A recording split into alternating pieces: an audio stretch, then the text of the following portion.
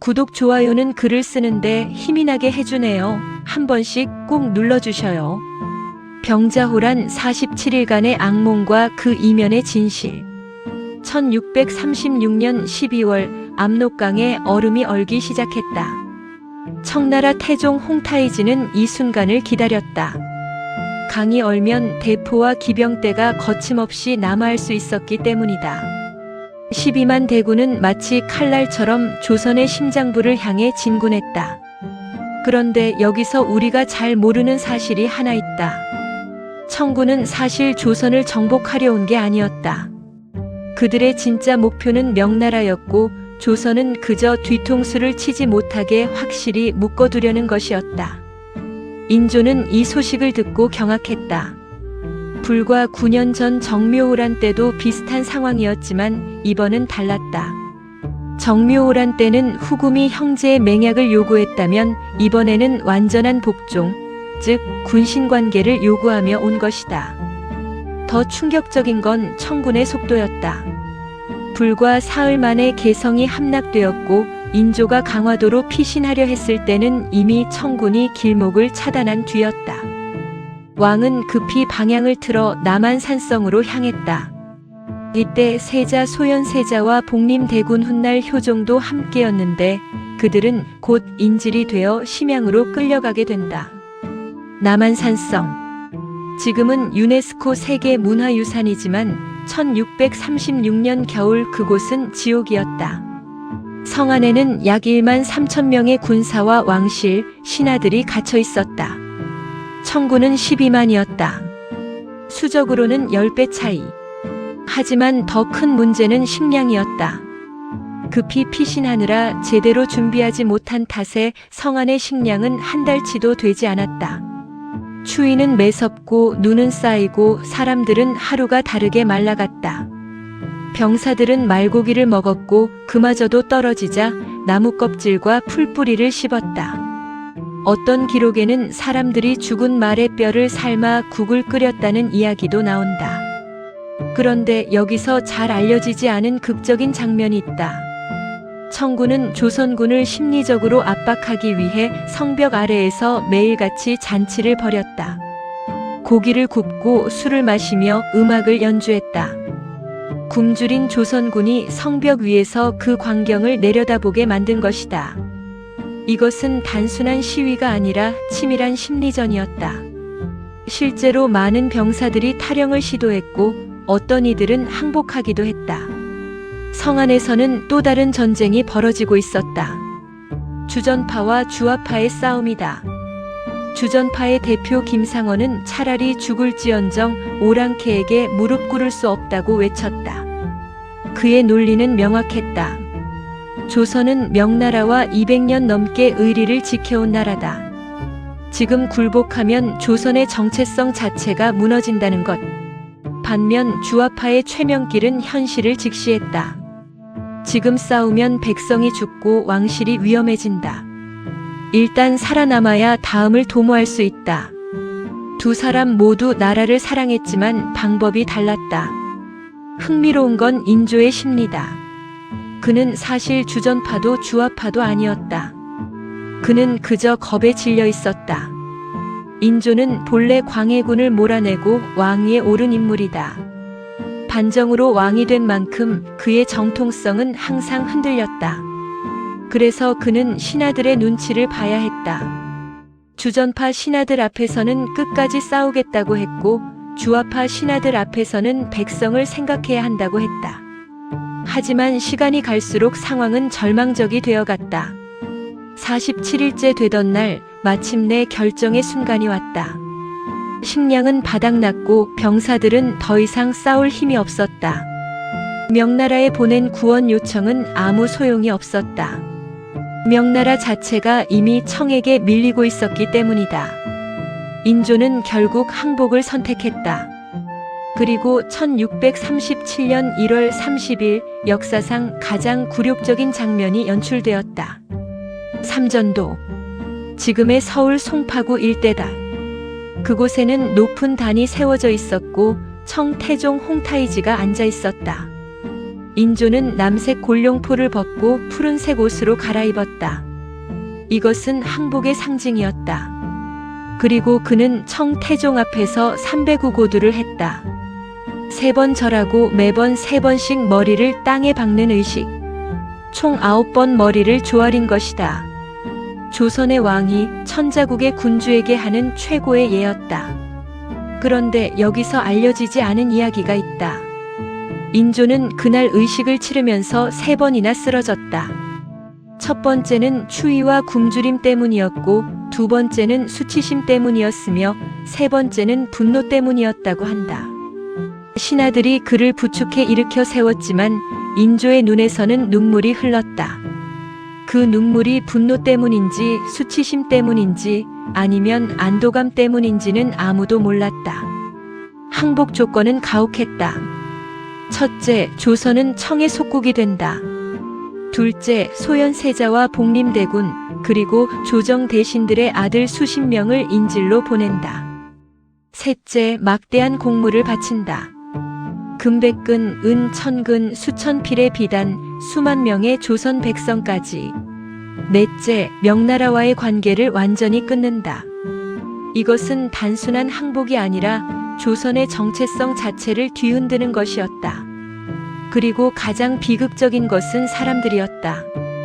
청군이 물러갈 때 약 50만 명의 조선 백성을 끌고 갔다는 기록이 있다. 이들 중 상당수는 노예로 팔렸고 여성들은 더 비참한 운명을 맞았다. 이들을 환양녀라고 불렀다.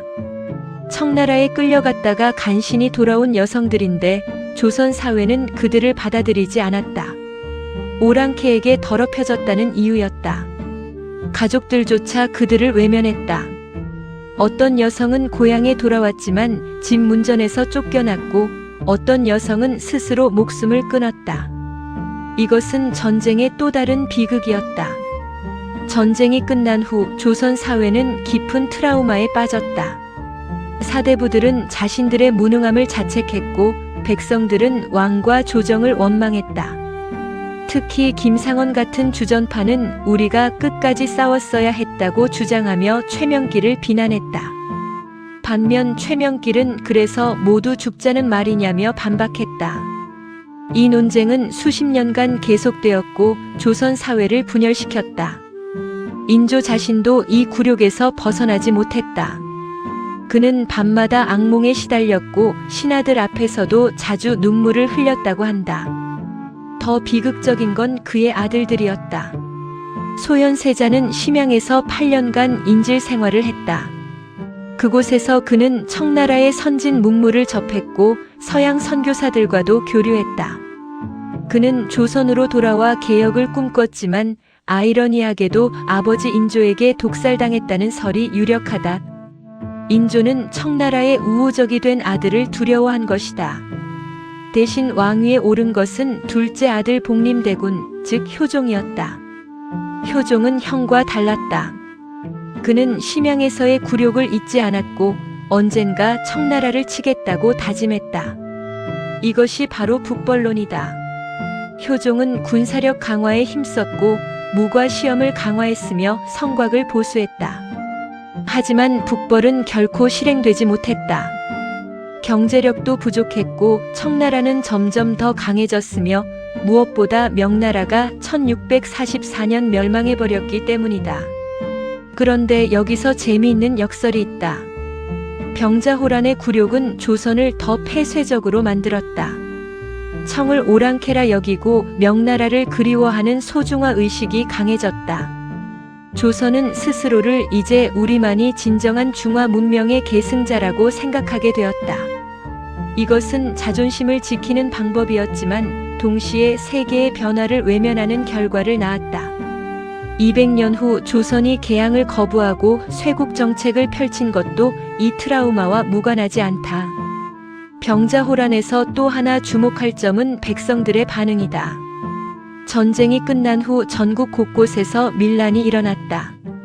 왕과 양반들은 성 안에서 편히 지내다 항복했으면서 우리 백성만 끌려가고 죽었다는 분노였다.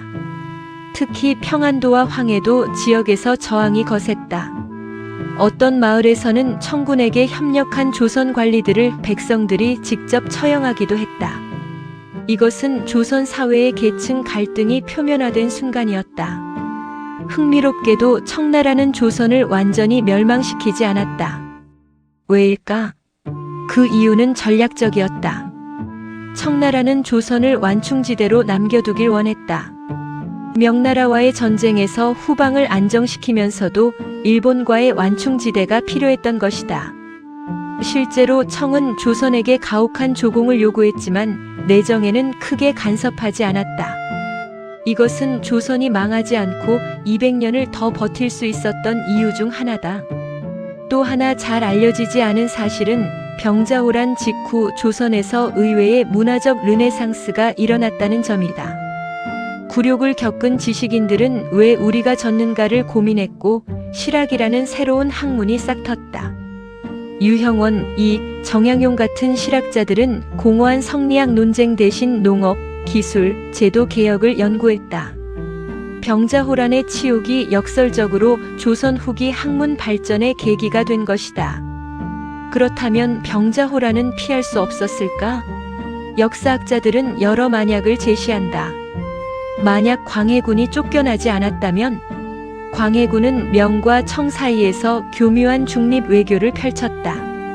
그는 실리를 추구했고 명나라에 대한 맹목적 충성을 거부했다. 만약 그가 계속 왕위에 있었다면 병자호란은 일어나지 않았을지도 모른다. 하지만 인조 반정 세력은 명분을 중시했고 그것이 결국 재앙을 불렀다.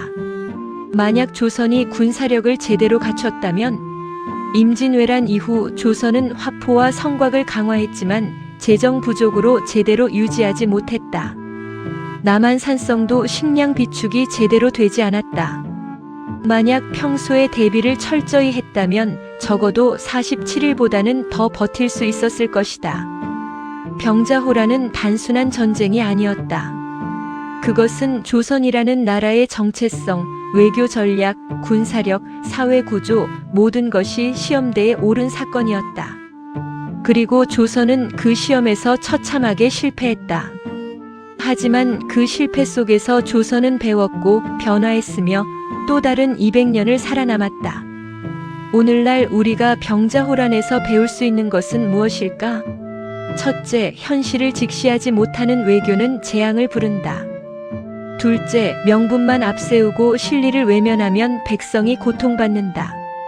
셋째, 전쟁은 끝나도 그 상처는 수백 년간 남는다. 넷째, 위기는 때로 새로운 변화의 계기가 된다. 삼전도의 굴욕비는 청나라가 세운 것으로 조선의 항복을 기념하는 비석이었다. 숙종 때 이 비석을 강에 던져버리자는 논의가 있었지만 결국 그대로 두었다. 치욕을 잊지 말자는 의미였다. 지금 그 비석은 서울 송파구 석촌동에 있다. 많은 사람들이 그냥 지나치지만 그 돌에는 한 나라의 슬픔과 교훈이 새겨져 있다. 병자호란, 47일간의 악몽, 그리고 그 이후 수백 년간 이어진 트라우마. 역사는 때로 잔인하지만 우리는 그 속에서 배워야 한다. 과거를 잊은 민족에게 미래는 없다는 말처럼.